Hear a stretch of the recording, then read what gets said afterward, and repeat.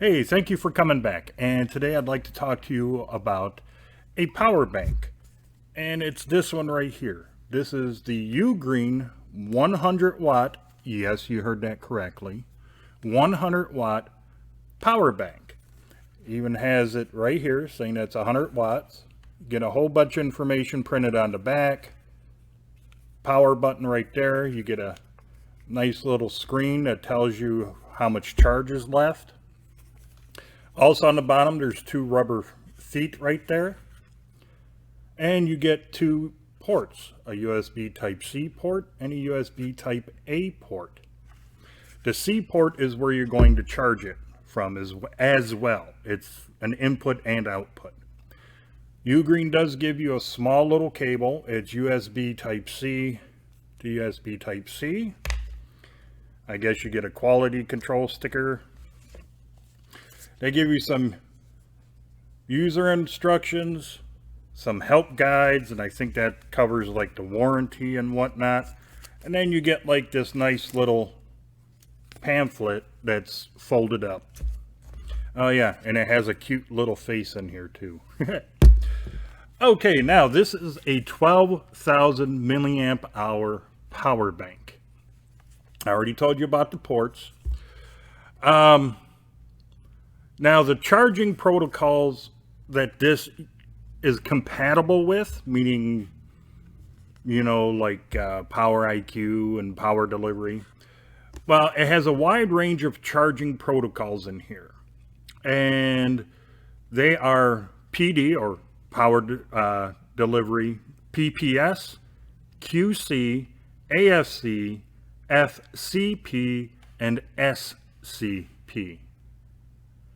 That's the charging protocols that this power bank is compatible with. So it'll pretty much charge just about anything.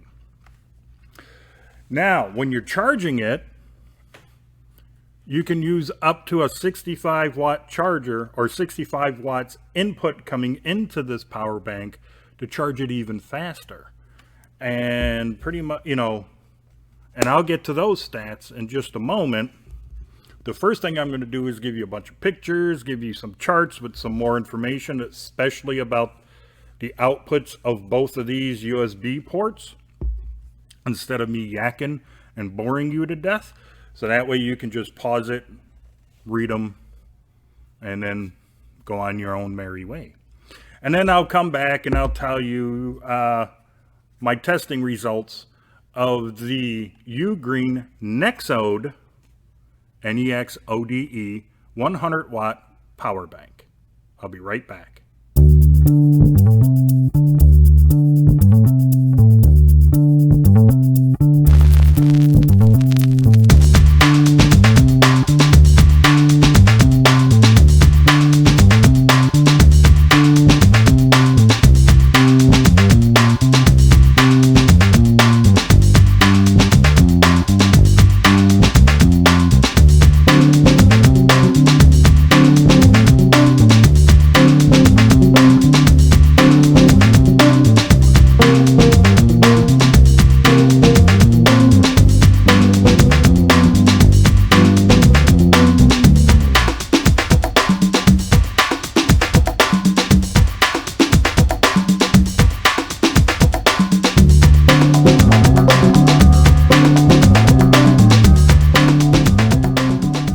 Okay, now,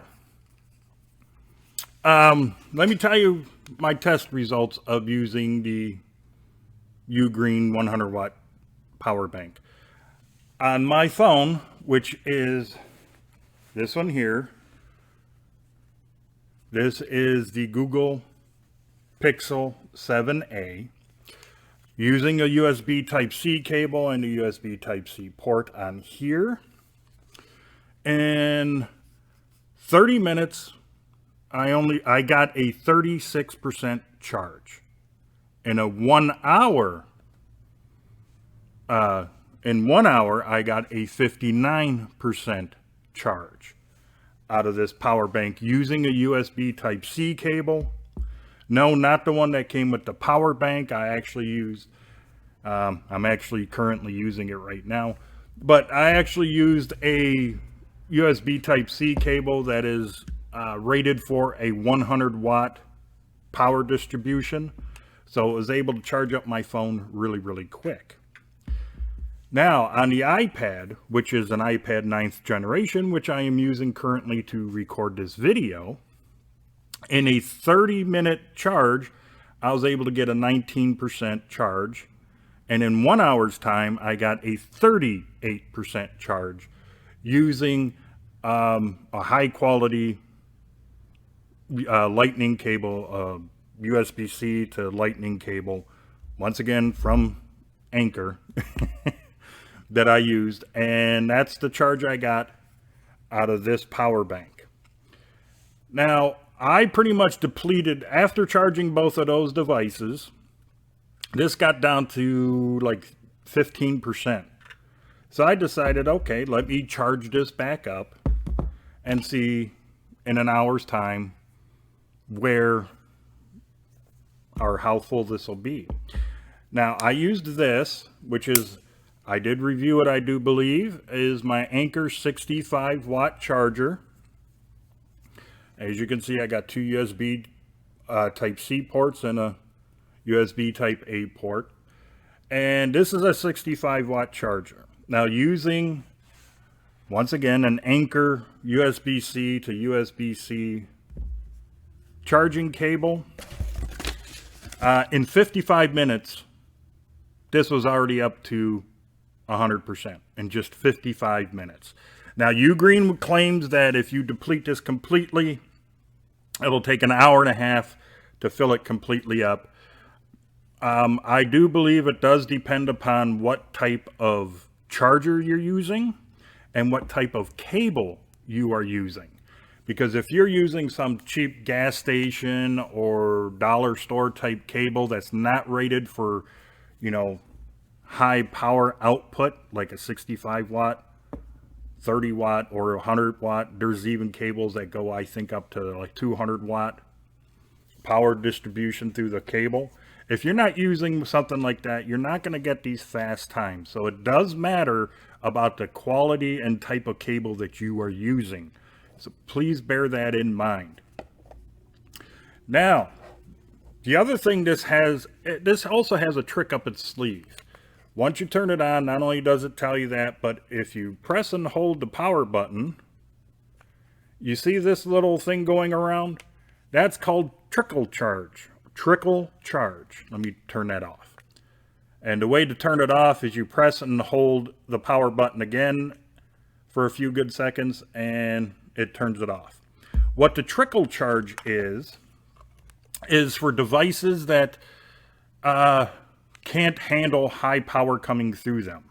You know, some earbuds, maybe like an LED light, things of that nature that just doesn't seem to work with your power bank. It's like, hey, what's going on? How come I plug it in and nothing's happening? Well, there may be some overcharge protection or over voltage or something type of protection built into these. So like if you're using something, let's just say this power bank, which I got off Temu, and I was thinking about reviewing it, but I don't know. Maybe I will, or maybe I won't. Now this is a 22.5 watt charger.